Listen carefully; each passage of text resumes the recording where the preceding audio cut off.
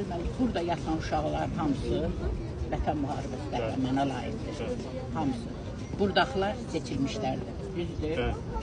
Hər biri də qəhrəmandır. Elə belə şəhid olmuyor. Nazirlə indi görüşə bilmədim. Gəldi bu tərəfə girdi, heç bu tərəfə gəlmədi, canı sağ olsun.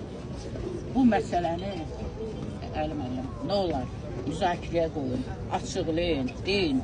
Bu uşaq qəhrəmanlıq eləyib. Rəşadət ordeninə tərtib olunub. 3 gün döyüşdə olub, Rəşadət ordeni alıb.